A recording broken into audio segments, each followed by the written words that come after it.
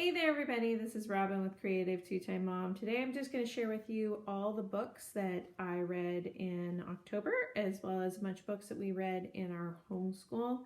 I love sharing with you guys at the end of the month. I'm having some technical difficulties with filming, and so I almost skipped this month and thought, well, is it really worth it? But I couldn't help but sit down and just take a few minutes to quickly share with you what we've been reading.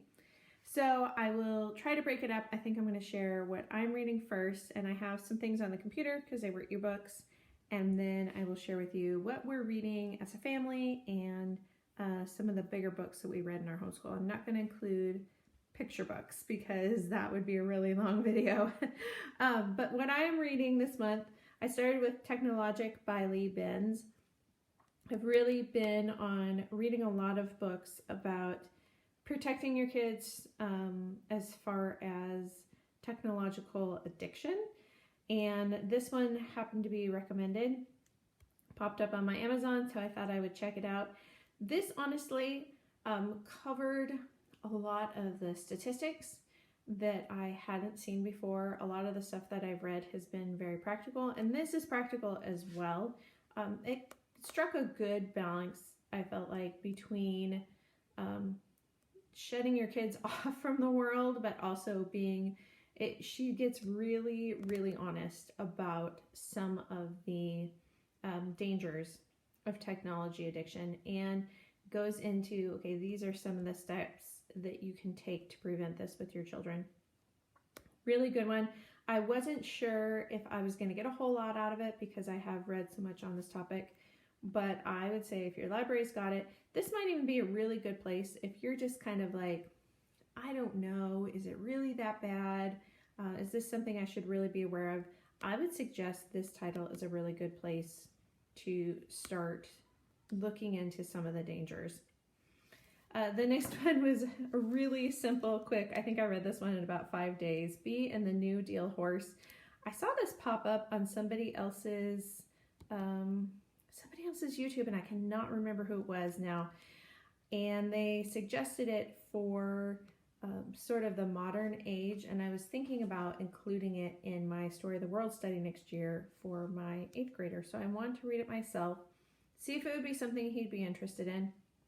It does go, it's sort of a light introduction into the Great Depression era and what life would have been like, what the struggle was like. You've got 2 sisters, and their father basically abandons them on this ranch.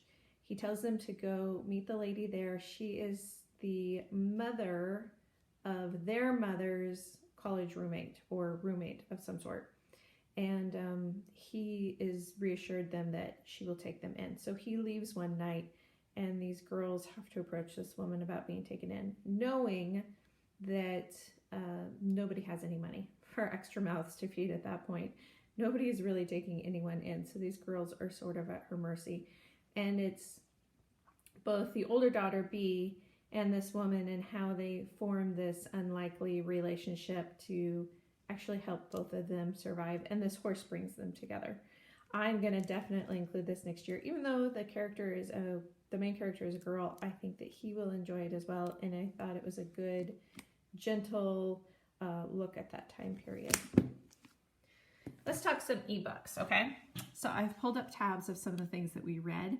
The first one was a review book. It was Well Said. This carries a lot along the same lines as Sally Clarkson's Giving Your Words. Very, very similar feel. Now, although I thought this was good, I just read Sally Clarkson's book, and I've been considering buying it for myself, so when you compare the two, this was not as good. This one is, I don't know, I just felt like it wasn't as deep. She didn't go into it as deeply as she could have, so although the content was there, I just didn't feel like it had a whole lot of substance. It was okay. I'm going to link my full review down below. I don't feel like I'm doing her justice. She did write a really good book. It's just that in comparison to the two, I didn't enjoy it as well. The second one was Alice Atherton's Grand Tour. This was also a review book, so I will link the review down below for that. Very cute. very quick read. You have Alice, who has lost her mother, and her father sends her away to live with this family. And throughout living with the Murphys, she is introduced to several historical characters, including, oh gosh, I'm trying to remember his name. There are characters. There's a famous author that she meets.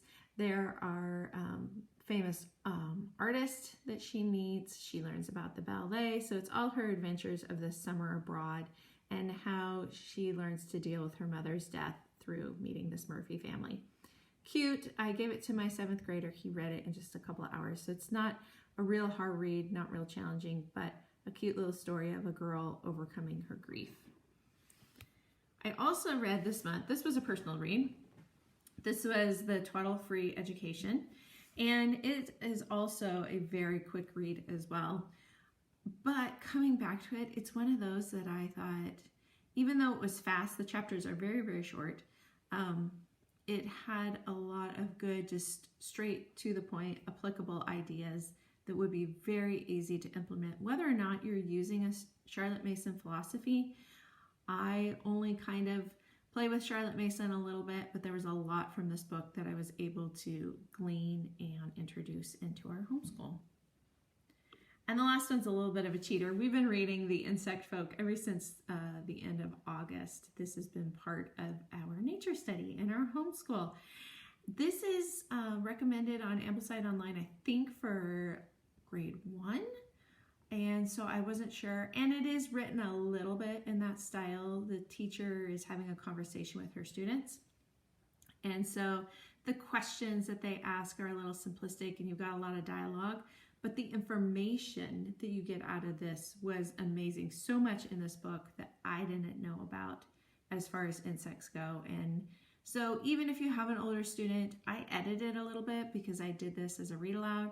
I edited a little bit to make the dialogue a little bit more interesting, but the information that you get out of it is very good. I would love to pair this with some drawings. We always pulled up pictures on the internet because there's no pictures in this one, and it's hard to visualize the difference between the insects, but when you pull up pictures, it's a lot of great information.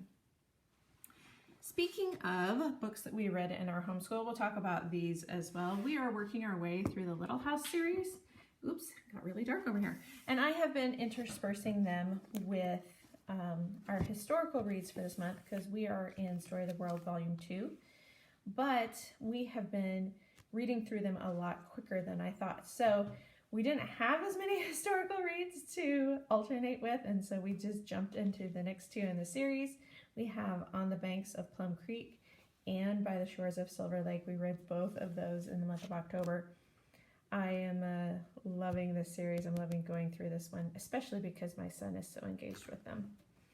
We've also been reading the Christian Heroes books by YWAM. We read 2 this month. I'm having him read them as part of the Not Consumed, what's the name of that study that she has? To Every Nation. We are in To Every Nation Volume 1. And so right now, we finished up Eric Liddell at the beginning of October, and then we just finished Corrie ten Boom at the very, very end.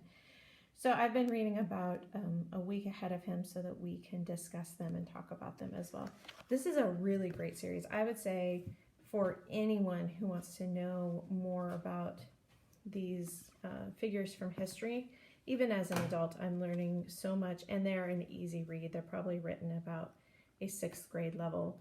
So not so low that you aren't getting very much information, but not so high that they're a drudge through. They're really, really quick and fun to read. Those are the 2 that we got through this month.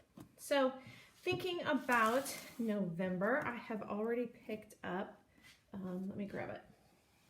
I have already picked up 5 Children and It by Nesbit. This is another recommendation on Ambleside, and so even though we've passed that level, I wanted to read it.